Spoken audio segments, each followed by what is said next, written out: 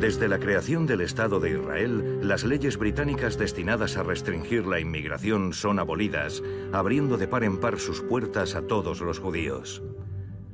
La ley del retorno instaura el derecho de todo judío a hacerse ciudadano de Israel inmigrando al país. Es el comienzo de una considerable ola de inmigración procedente de Europa. Es un verdadero maremoto. Más de la mitad son supervivientes de la Shoah. A lo largo de los primeros 6 meses posteriores a la independencia, son 100.000 los inmigrantes que desembarcan en Israel y más de 250.000 en 1949, aumentando la población en un 50%. Estos nuevos inmigrantes procedentes de todos los rincones de la tierra son extranjeros entre ellos y hablan un número incalculable de idiomas. La prioridad es integrarlos.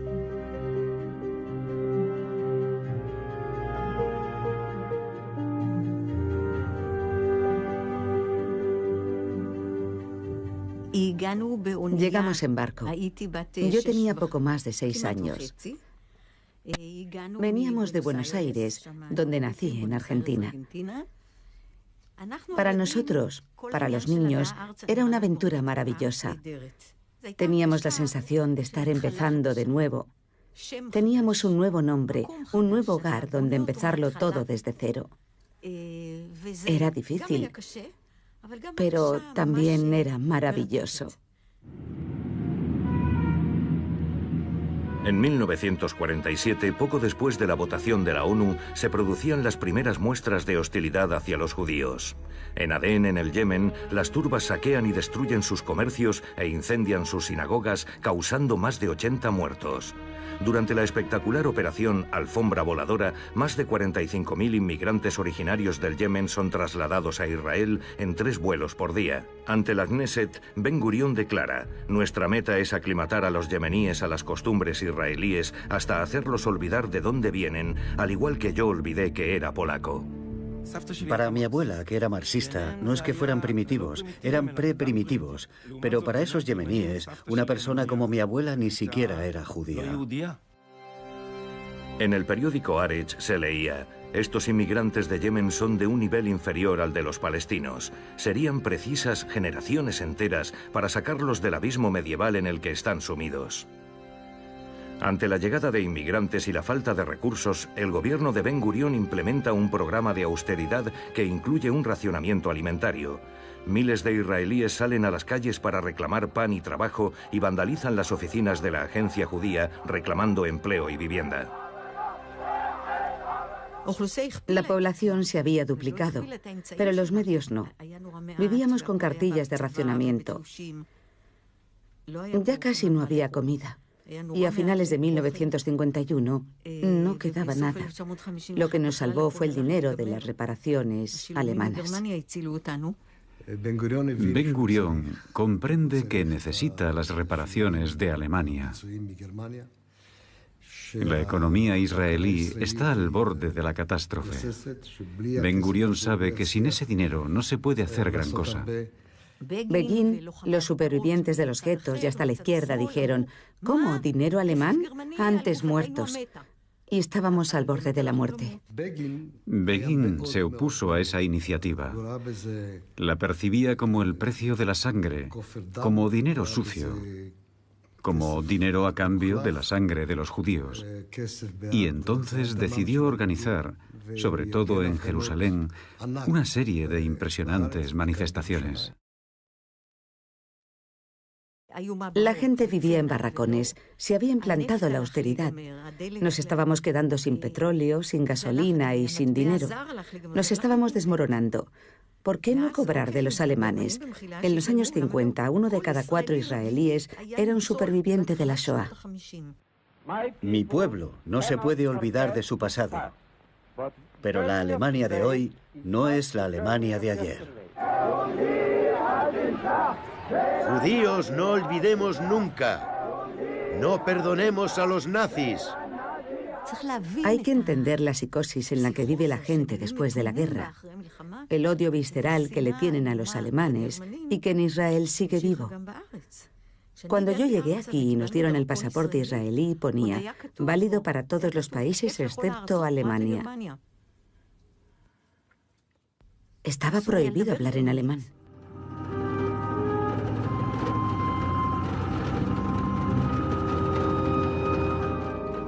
En los años siguientes, la situación de los judíos en los países árabes y musulmanes se deteriora a raíz de las revueltas populares y las políticas abiertamente antisemitas. El presidente del Ejecutivo de la Agencia Judía declara: tenemos que hacer venir aquí a todos los judíos sefardíes para salvarlos, pero también porque los necesitamos para construir el país. La mayoría de los miembros de la comunidad judía del mundo árabe, más de 850.000 personas, huyen de estos países. Entre ellos, 600.000 se refugian en Israel. Ben Gurión quería traer aquí a todos los judíos. Le dijeron: mire, nuestra economía se derrumba, no podemos multiplicar nuestra población en 3 años. Pero Ben Gurión no les hizo caso. Ordenó venir aquí a todos los judíos. 830.000 judíos habían sido expulsados de los países árabes. De Egipto, de Irak, del Yemen, de África del Norte. Llegaron sin nada y se fueron a unos barracones de refugiados.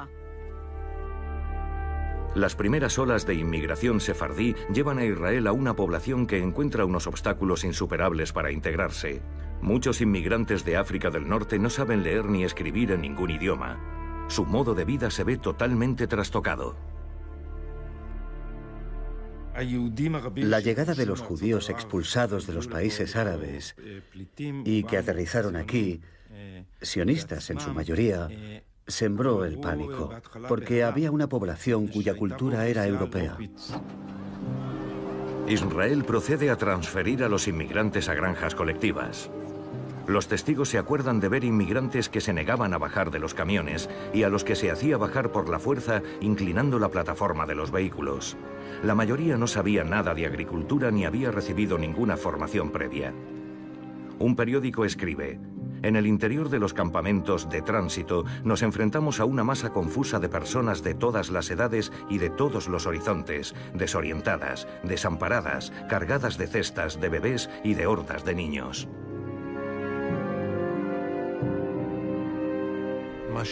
Lo que padecieron los judíos de África del Norte y de los países árabes se merece toda una película aparte.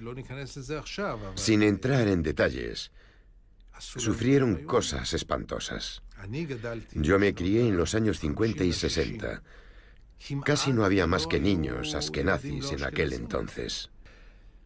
Tardé en entender que no representaban a toda la sociedad israelí, que se había tratado de construir una especie de burbuja europea. Cuando llegaron aquí, los judíos de Europa del Este accedieron al poder, del movimiento sionista a la dirección del país. Y trataban a los judíos de los países árabes como una raza menor, inferior. Llegaron con un desprecio total por todo lo que no era europeo. Era vergonzoso. Se decía que esos asiáticos que estaban llegando, esos orientales, no tenían cultura. La mayoría eran analfabetos. Los dirigentes de la agencia judía lanzan un mensaje de alerta: estamos destruyendo a esa gente. Pero Ben Gurión insiste: la inmigración refuerza nuestra seguridad. Si duplicamos, si triplicamos el número de inmigrantes, aumentaremos nuestra seguridad. Pero el Ministerio de Inmigración declara que hay que ralentizar a toda costa el ritmo de la inmigración. El gobierno toma entonces una medida que hace un año hubiera sido inconcebible: limitar la ola de inmigración. En el 51 serán 173.000, en el 52 menos de 24.000 y al año siguiente 10.000. Ben Gurión había pedido a las mujeres que tuvieran muchos hijos, pero al final las que dieron a luz a más niños eran aquellas cuya progenie no le interesaba. Estaba frustrado. El país no se parecía en nada a lo que esperaba. Estaba decepcionado, no solo por los sefardíes, sino por los judíos en general. ¿Qué podía hacer ahora? Porque no había otro pueblo más que ese. Ese era nuestro pueblo. En unos pocos años, Israel experimenta una tasa de crecimiento de un 10% anual. Se crean varias ciudades, así como cerca de 400 kibbutz y granjas colectivas. Pero el país ha de enfrentarse a la negativa árabe a aceptarlo en la región. Las escaramuzas y los actos de sabotaje dentro de Israel se cifran por miles y más de 400 israelíes son asesinados entre 1953 y 1956.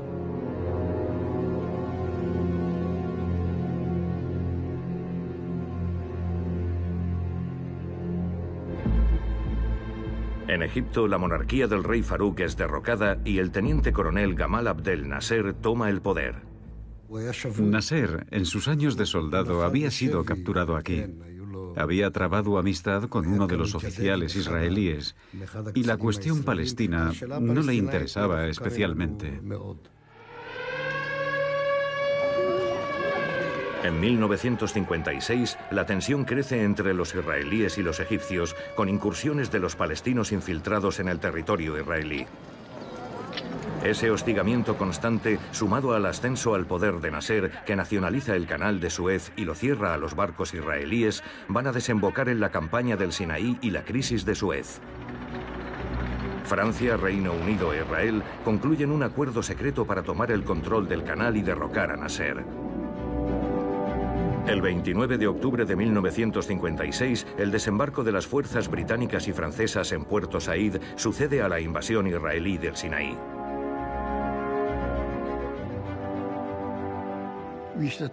He participado en muchas guerras, en casi todas las guerras. En la mayor parte de los casos, no teníamos otra opción, salvo una vez, cuando Moshe Dayan, junto con los ingleses y los franceses, fue a atacar Egipto en 1956. Es verdad que los israelíes ocuparon el Sinaí, pero solo se quedaron 3 semanas. Los franceses, los ingleses y los israelíes se ven obligados a retirarse bajo la presión de Estados Unidos y la Unión Soviética. La expedición de Suez se torna en fiasco. Nasser se alza como el gran vencedor. Ha conseguido transformar una derrota militar en un triunfo político, disparando su popularidad en el mundo árabe. El Sinaí le será restituido a Egipto a principios de 1957. Ben Gurión vive esa retirada como un fracaso personal. Él había querido librar esa guerra contra Egipto y esa decisión le valió críticas hasta en su gobierno.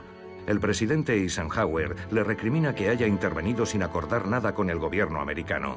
Ben Gurión está amargado y deprimido hasta que en mayo de 1960 acude al Knesset.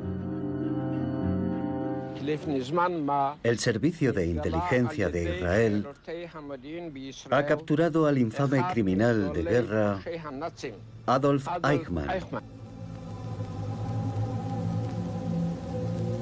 Adolf Eichmann, capturado en Argentina, será juzgado en Jerusalén por su participación en la solución final. Es la primera vez que un alto responsable nazi comparece ante aquellos a los que quería exterminar. Durante los 11 meses que transcurrieron entre su captura y el juicio, Ben Gurión hizo todo lo que pudo para convertirlo en los juicios de Nuremberg del pueblo judío. No culpable. Acudí todos los días, desde el primer día hasta el último. Fui el único periodista que siguió el juicio desde el principio hasta el final. Comparecieron 110 testigos y los escuchamos hablar día y noche. El juicio a Eichmann, que durará cerca de un año, será una terapia para los israelíes, sobre todo para los más jóvenes. Los jóvenes israelíes que habían nacido aquí no conocían ese pasado, apenas sabían nada. Les llevó su tiempo. Hubo que esperar hasta los años 60.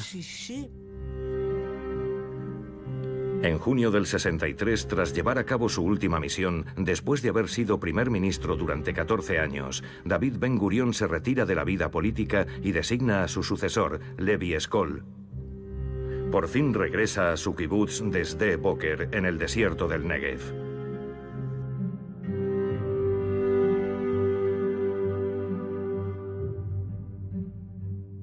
Ben Gurión era como el príncipe de Maquiavelo. Así era Ben Gurión. Sin él, la creación del Estado de Israel no hubiera tenido lugar. Y nosotros, el pueblo palestino, pagamos muy caro con nuestra sangre esa operación que condujo a la creación del Estado de Israel. Los israelíes se pensaban que con el paso del tiempo los palestinos se olvidarían de Palestina y se irían a vivir a otra parte. Pensaban que con el paso de las generaciones ya no se acordarían de Palestina y le perderían el apego a su país. Pero se equivocaron. Ben Gurión dijo que a los 10 o 20 años se habrían olvidado de que habían sido un pueblo. Por suerte, no lo consiguió. Gracias a Dios. El pueblo palestino ha demostrado que los vínculos con su tierra y con su historia siguen siendo igual de fuertes. Ben Gurión cometió muchos errores, por supuesto. Por aquel entonces pensaba que con el tiempo los palestinos se acabarían olvidando. Pero ni lo han olvidado ni se lo hemos dejado olvidar. Si gran parte de los que se han ido no han encontrado su sitio en otra parte, es porque los países que los han acogido no les han permitido encontrar su sitio. No se han integrado. Los han encerrado en campos de refugiados. Los palestinos son los únicos cuyo estatus de refugiado se transmite de generación en generación. Les han negado toda forma de integración. Cada nación por sus razones, pero también para mantener viva eternamente la cuestión palestina. Evidentemente, es un arma diplomática y moral contra el Estado de Israel. Para excusar su impotencia, los regímenes árabes pronuncian enfáticos discursos prometiendo la liberación de Palestina. En mayo del 64 se reúnen en Jerusalén los representantes palestinos, Gamal Abdel Nasser y el rey Hussein de Jordania. La cuestión palestina empieza a cobrar cada vez más peso, porque es una cuestión alrededor de la cual se puede poner de acuerdo todo el mundo árabe, y así la cuestión palestina se vuelve central. El congreso se celebró en el Monte de los Olivos. Era el primer congreso. Mi padre asistió, al igual que muchos otros palestinos, y evidentemente estaba también Ahmed Shukeiri. Nasser impondrá al palestino Ahmed Shukeiri como primer presidente de la Organización para la Liberación de Palestina. El método contemplado por la OLP es la lucha armada. Nuestro éxodo no había sido una mera derrota. Fue un intento de demoler toda existencia palestina.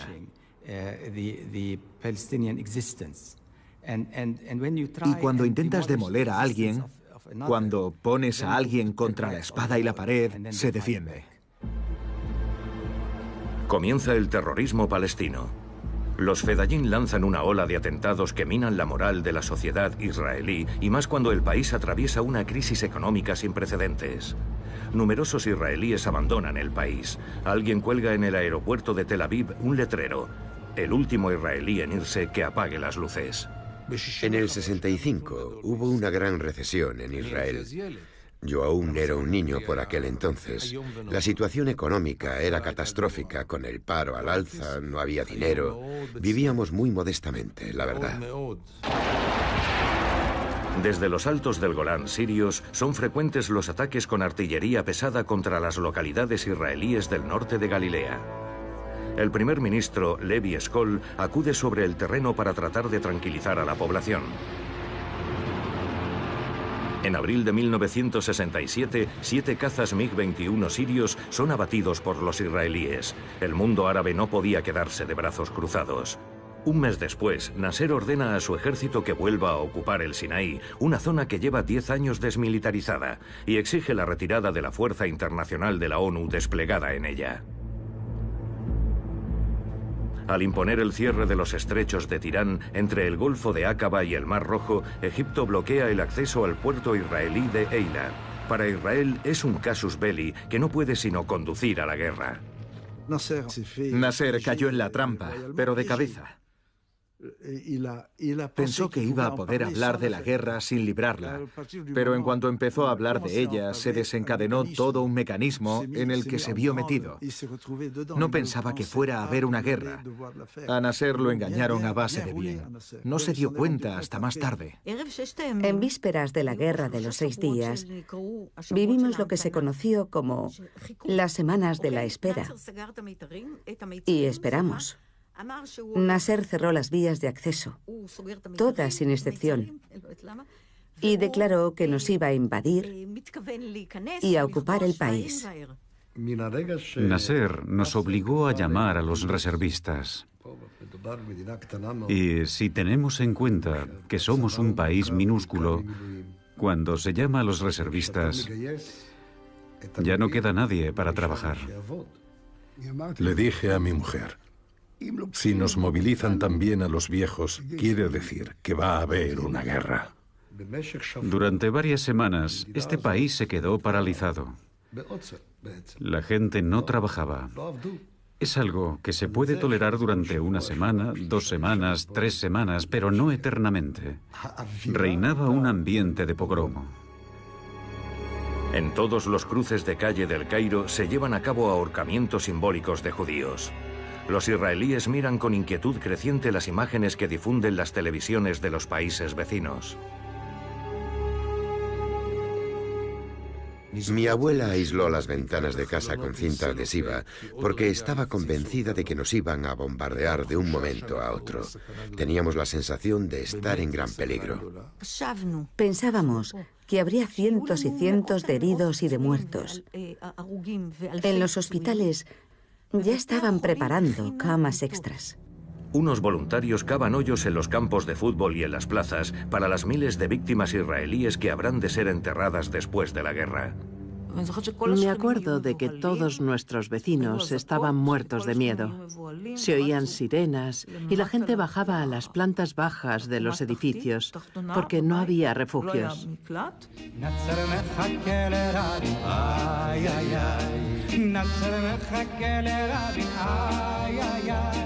Los dos países libran una guerra con canciones interpuestas. En el bando israelí, Nasser quiere liarse a golpes con Rabin.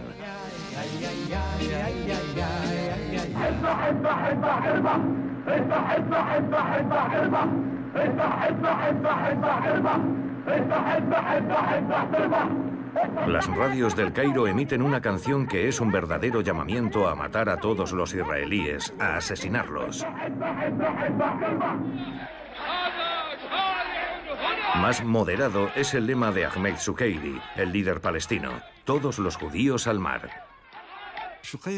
Ahmed Sukeiri era un portavoz de Nasser. De hecho, como sabrán, fue expulsado del movimiento palestino.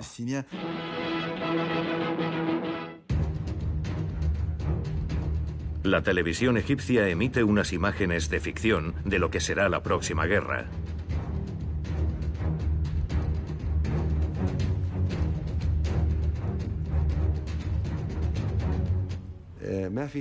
Más nos hubiera valido medir nuestras palabras y nuestras declaraciones. Deberíamos haber tratado de equilibrarlas con respecto a nuestras capacidades y con respecto a nuestros intereses militares. Eso está claro. Yo tenía 11 años y me daba la impresión de que era una guerra por nuestra existencia. Así es como se nos presentaban las cosas. Y no parábamos de oír en la radio a los árabes diciendo que esta vez lo iban a conseguir. Era aterrador.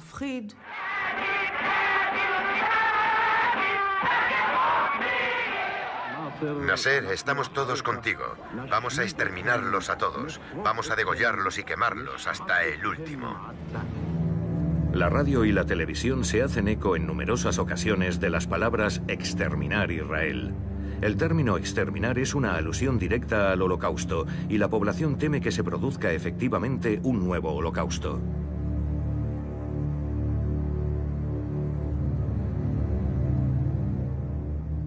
Vivíamos bajo el terror permanente de que nos tirasen al mar, de que nos detestasen, de que nos exterminasen. Vivíamos la Shoah a diario como algo que se iba a producir de forma inminente. Es un país tan pequeño que, en vísperas de la Guerra de los 6 días, pensamos que podía pasar. ¿Saben cómo se llamaban las fronteras de Israel? Las fronteras de Auschwitz. Reinaba verdadero pánico a que nos invadieran con la ayuda de los sirios y los jordanos y que Israel dejara de existir. En Israel se extendió una angustia difícil de describir. Nos decíamos, vamos a desaparecer. Y los oficiales del ejército acudieron a Eshkol y le dijeron, ¿a qué está esperando? El primer ministro Levi Eshkol advierte al general Isaac Rabin, héroe de la guerra árabe-israelí de 1948. No podemos entrar en guerra sin que Estados Unidos nos dé luz verde. Eshkol también ha de enfrentarse a su ministro de Defensa, el general Moshe Dayan. Dayan lleva desde los 14 años combatiendo en la Haganá y ha desempeñado los más altos cargos durante la guerra de 1948 y la guerra de Suez. Rabin se reúne con Dayan y Menachem Begin, el líder de la oposición, antes de anunciarle a Eshkol: hay que atacar sin esperar más para que no nos destruyan. Eshkol, que tiene poca experiencia militar, se deja convencer y termina por ceder ante Dayan. En cuanto Dayan se incorpora al gobierno, y encima con alguien como Begin en la oposición, cosa que ocurría por primera vez, estaba claro que la guerra estaba a la vuelta de la esquina.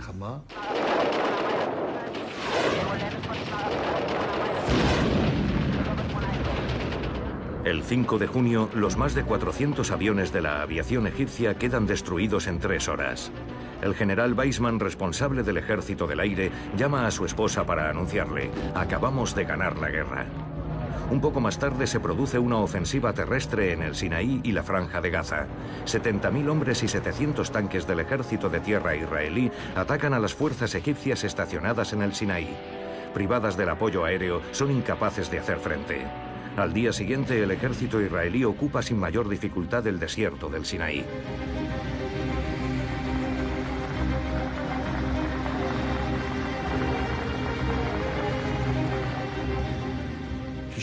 El hecho de paralizar la aviación egipcia desde las primeras horas de la guerra fue determinante en el desenlace del conflicto. Primero, reinó una euforia ligada al alivio de seguir con vida. Seguimos aquí, aún no nos han matado. Los israelíes lo vivimos como si, efectivamente, nuestra supervivencia estuviera amenazada. Más tarde aparecieron teorías según las cuales todo había sido un enorme farol y otras cosas por el estilo. Ha sido confirmado por los historiadores. Las autoridades militares y nuestros dirigentes sabían perfectamente que nuestra existencia no corría peligro. Nos dijeron que estábamos en peligro de exterminio y yo lo creí. El hecho de que utilizase ese miedo dice mucho del gobierno israelí. La única razón por la que estalló la guerra de los 6 días fue porque nuestros generales estimaron que el ejército egipcio era muy débil y era el momento de atacar y de conquistar territorios. Es la verdad. Cuando se decía que estábamos amenazados de exterminio, todo el mundo sabía que era mentira y mi padre lo dijo enseguida. Su padre, el general Mati Peled, declaró: todas las historias sobre el enorme peligro que corremos a causa de la exigüidad de nuestro territorio nunca entraron en consideración antes de las hostilidades.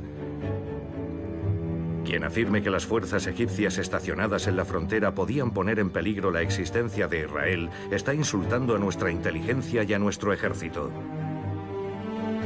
Habrá que esperar 4 años para oír otras verdades sobre la declaración de la guerra de los 6 días. Mordejai Bentov, ministro de Empleo: todas esas historias sobre el peligro de ser exterminados son un invento. Todo se exageró a posteriori para justificar la anexión de nuevos territorios árabes. El general Weizmann: nunca hemos estado en peligro de ser exterminados. Esa hipótesis nunca entró en juego antes de la guerra. Menachem Begin: Nasser no pensaba atacar. Tenemos que ser honestos. Decidimos atacarlo nosotros a él. Moshe Dayan: la idea de que Siria era una amenaza para Israel antes de la guerra es una tomadura de pelo. Isaac Rabin. Nasser no quería una guerra. Las divisiones que mandó al Sinaí no habrían bastado para lanzar una ofensiva contra Israel. Él lo sabía tan bien como nosotros. Nosotros no lo vivimos así. Ni la población, ni el ejército, ni desde luego los políticos. Hubo un momento de pura angustia. La guerra era inevitable. No se desarrolló como nos la imaginábamos, porque Hussein entró en ese círculo vicioso. Intentaron convencer a Hussein de no participar en la guerra, y ese fue su error. Tras el anuncio de grandes victorias en las radios del Cairo, las fuerzas jordanas del rey Hussein entran en el conflicto y bombardean Jerusalén Oeste. Si no hubiera intervenido, habría sido una fotocopia de la guerra del 56. En cuanto intervino él, se convirtió en una guerra global contra todos nuestros vecinos. Y el resultado fue la conquista de esos territorios. A Israel no le interesaba ocupar ni Cisjordania por su numerosa población, ni Jerusalén. Pero los jefes militares declaran que es posible tomar Jerusalén Este. Y en 1948 cometieron el error de no quedarse en la ciudad vieja. En este momento preciso, estamos cruzando la Puerta de los Leones. Y estamos entrando en la ciudad vieja. Repito, entrando en la ciudad vieja. Vista desde Cisjordania, la guerra de 1967 no era una verdadera guerra. Para nosotros, los soldados israelíes habían avanzado sin encontrar demasiada resistencia. Los palestinos no estaban armados, no estaban preparados para el combate. Moshe Dayan e Isaac Rabin penetran en la ciudad vieja y se dirigen al Muro de las Lamentaciones. Jerusalén estaba cortada en dos desde la guerra de 1948 y la proclamación del Estado de Israel. Sé por varias fuentes que a Dayan no le entusiasmaba la idea de conquistar Jerusalén, pero las presiones eran muy fuertes. Moshe Dayan está convencido de que Estados Unidos y la Unión Soviética le van a exigir el cese de los combates. Se va a repetir el escenario del 56 parándole los pies a Israel. Sin el visto bueno del Estado Mayor y el gobierno, decide avanzar en Cisjordania y el Golán sirio. No habíamos previsto tomar los altos del Golán, pero hubo una enorme presión por parte del ejército para que se hiciese, para acabar con los disparos contra las aldeas que se efectuaban desde los altos. Y por eso decidieron tomar los altos del Golán. A partir de ese momento, el carácter de la guerra cambió por completo. Se convirtió en una guerra general. El 10 de junio se proclama un alto el fuego general. La victoria israelí es total. Ese mismo día, los cerca de 600 habitantes palestinos del barrio situado frente al muro son expulsados. La explanada será arrasada, al igual que numerosas casas árabes.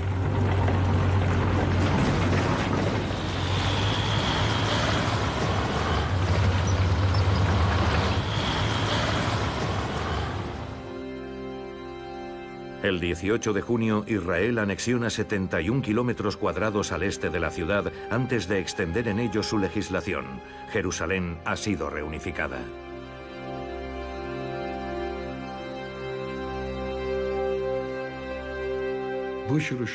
La conquista de Jerusalén no era necesaria para defendernos.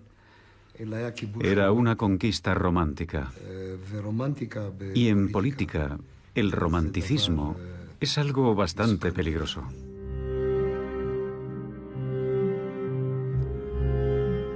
En 6 días, Israel ocupa el Sinaí hasta el Canal de Suez, la Franja de Gaza, Cisjordania, la parte árabe de Jerusalén Este y la meseta siria de los Altos del Golán.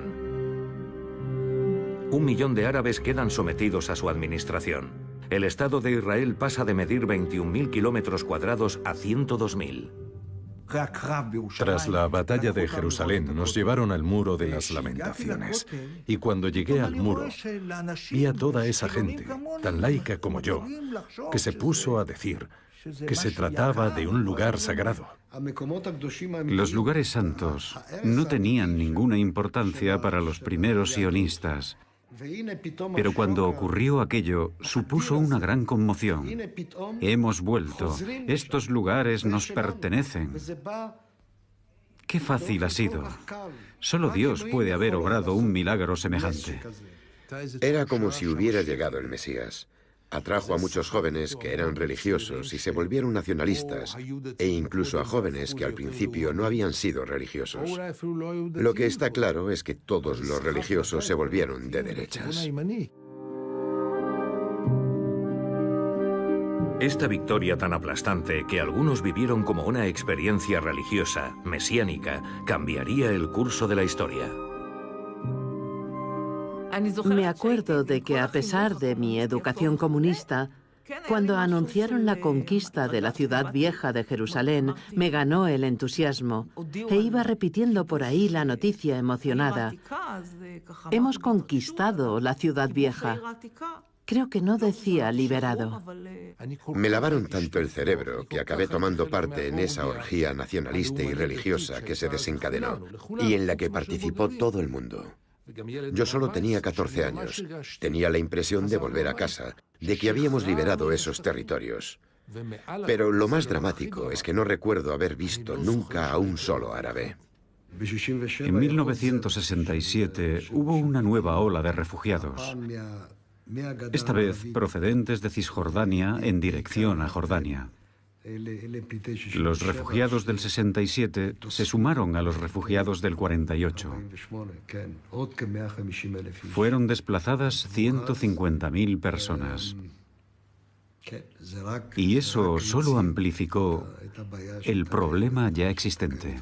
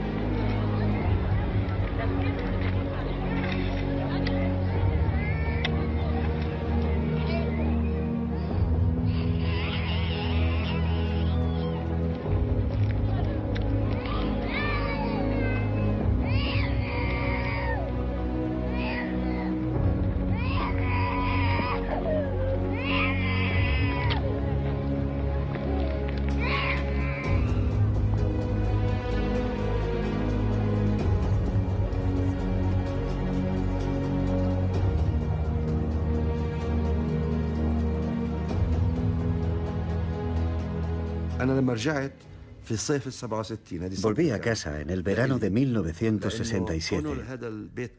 Mi casa estaba en la línea que separaba Jerusalén Este de Jerusalén Oeste. Pero esa línea, esa frontera, ya no existía a mi regreso. Desde el jardín de mi casa, veía Israel como si fuese otro mundo. Una parte del mundo que no conocía, o que solo conocía por las historias que me contaba mi madre. En 1967, yo tenía ya 16 años. Y no sabía nada de la parte de Palestina que estaba en manos de Israel.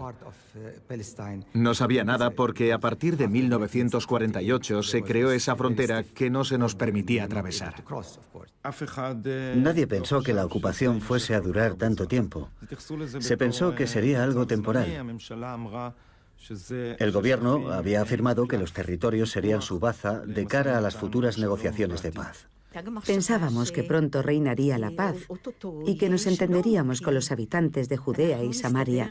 El Golán estaba vacío y el Sinaí también. Nos entenderíamos, todo saldría bien. Levi Eshkol fue el primero en decir que la ocupación de los territorios duraría muy poco, que la idea era usarlos de moneda de cambio para las negociaciones antes de devolverlos.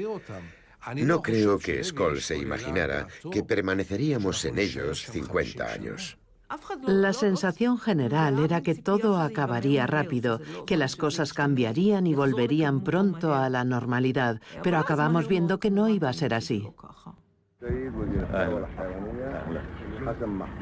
El 1 de septiembre, los países árabes reunidos en Jartum firman una carta de solidaridad a raíz de la Guerra de los 6 días, en la que estipulan una lucha permanente contra Israel para recuperar los territorios perdidos, el uso del petróleo árabe como arma diplomática y la defensa de los derechos del pueblo palestino. El tercer párrafo de la carta será recordado como el de los 3 noes: no a la paz con Israel, no al reconocimiento de Israel y no a las negociaciones. La situación se estancó porque no había homólogos árabes con los que negociar. Si no, puede que se hubiese arreglado bastante rápido. La resistencia a la ocupación no empezó enseguida. Al principio, los palestinos estaban traumatizados, en estado de choque, paralizados. No sabían qué hacer. Y entonces se nos ocurrió la idea de una ocupación ilustrada, de una ocupación liberal, como si tal cosa pudiera existir. Inventemos ese concepto de ocupación liberal y ya veremos lo que pasa. Tras el 67, floreció aquí un sionismo mesiánico, cuyas raíces eran religiosas y cuyo objetivo no era la libertad ni la independencia del pueblo de Israel, sino el regreso del pueblo judío tras los pasos de su pasado bíblico. Esta nueva generación proclamaba: somos los nuevos pioneros. Pero sus motivaciones eran completamente diferentes de las de los primeros pioneros que no eran religiosos. Sin embargo, los viejos sionistas estaban cansados y veían esta nueva sociedad con cierta inquietud, pero también un poco satisfechos. Es la nueva generación, decían. Eso creó un vacío en el que un pequeño grupo de colonos, minoritarios pero muy activos, se hizo un hueco y trató de forzar a Israel a quedarse en los territorios y anexionarlos. En esta transición surgen los primeros colonos. Unas cuantas decenas de miles de militantes nacionalistas, religiosos y exaltados, para los que la victoria, pero sobre todo la liberación del Muro de las Lamentaciones, es un milagro que anuncia la venida del Mesías. En marzo del 68, liderados por el rabino Moshe Levinger, crean su primera colonia cerca de Hebrón. Así fue como empezó todo. Simón Peres era cómplice de la primera ola de colonización, porque en el Partido Laborista había una corriente más bien extremista. Es evidente que había que decir desde un principio ni hablar: no hemos venido aquí a eso, no tenemos derecho. El derecho internacional lo prohíbe, hay una serie de reglas estrictas.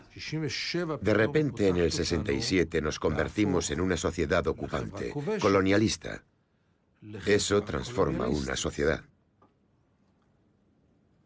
No te vuelves a comportar de la misma forma. Fue en ese momento cuando Israel cambió de verdad.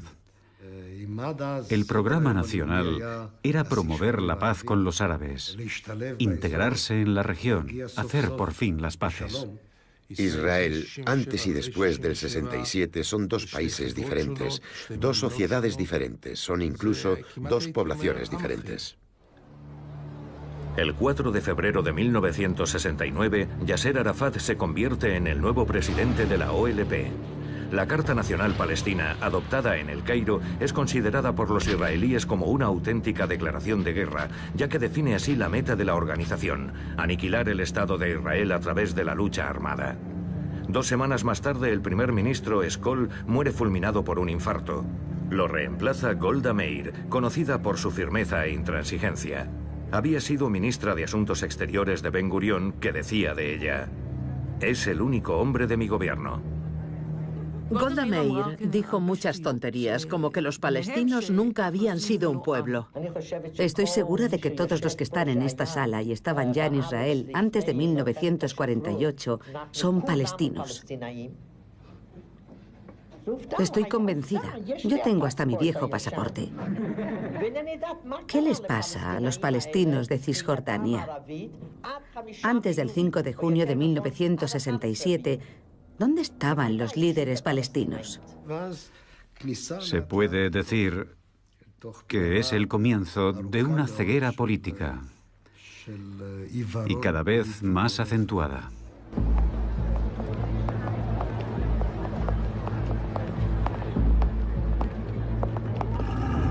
Es a comienzos de los años 70 cuando las fuerzas de oposición empiezan a expulsar a los palestinos de sus tierras y a construir colonias. Ahora Israel administra directa y militarmente los territorios ocupados. Todos los servicios son gestionados por militares: la sanidad, la educación, la agricultura y el empleo.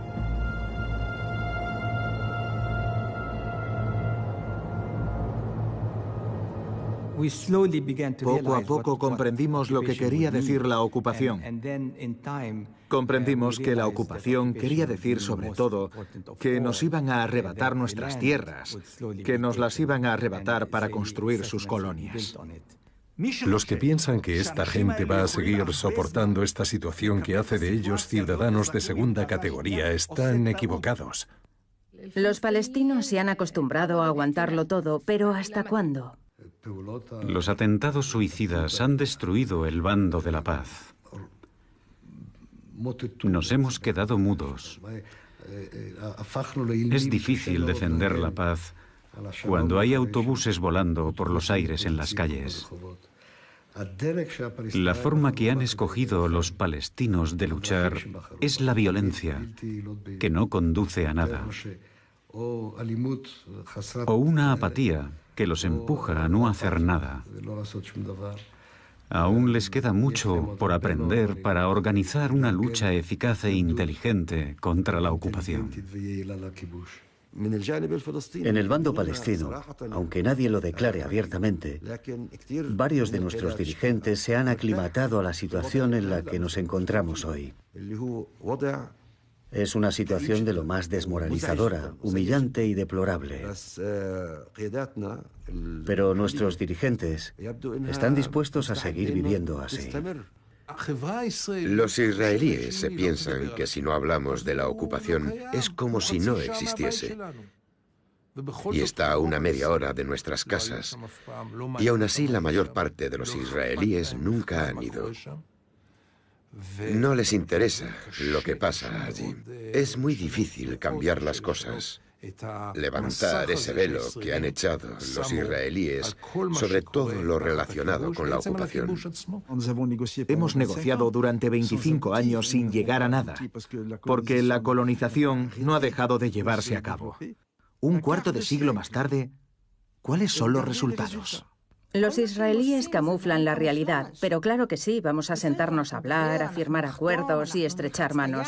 Y todo para que nadie se fije en las excavadoras que siguen trabajando.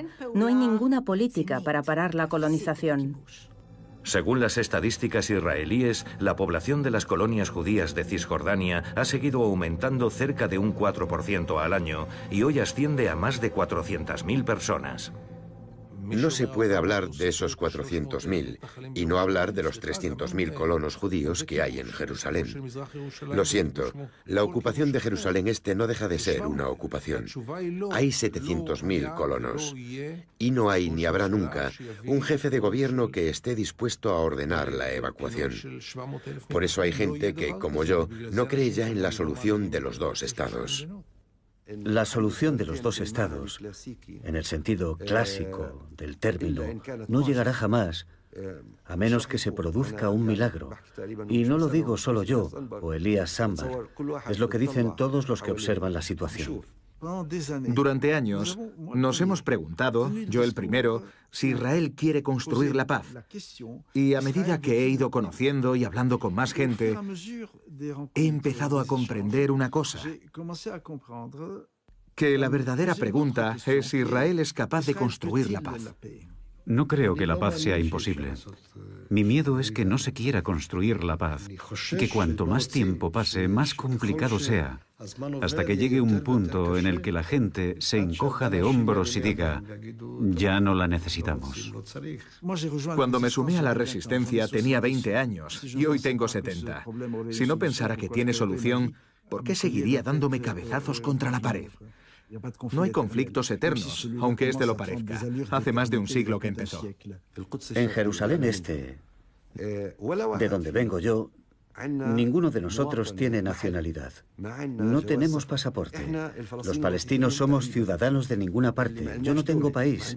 No soy israelí, no soy jordano, no soy egipcio, no soy tunecino, no soy francés, no soy italiano, no soy nada. ¿Volvería un día a Palestina? No, es demasiado tarde ya para mi generación. Mi Palestina no existe ya. Tenemos la sensación de que la han borrado, porque siempre nos han dicho que nunca ha existido. Nos han echado de casa, nos han expulsado a las fronteras, pero lo que ha pasado nadie lo podrá borrar.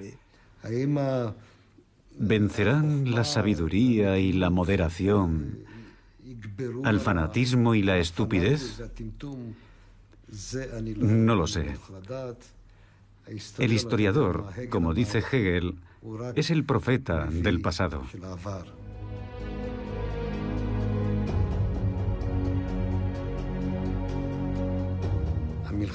La guerra estalla cuando falla la diplomacia. Así que estamos en la era de las armas. Siempre he visto las guerras de Israel como una guerra sin fin, con pausas.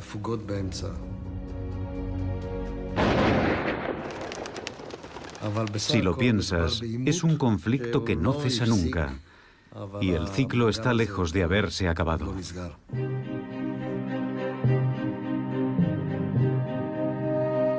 Sabiéndose enfermo, Theodor Herzl había dejado una carta para sus sucesores.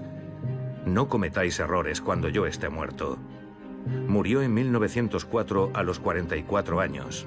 Herzl había pedido ser enterrado en Palestina, cuando el pueblo judío haya fundado allí un estado independiente. 45 años más tarde, el 17 de agosto de 1949, es inhumado en el Monte Herzl, en Jerusalén, junto con sus padres y su hermana, pero sin su hija menor, muerta en el campo de concentración de Theresienstadt.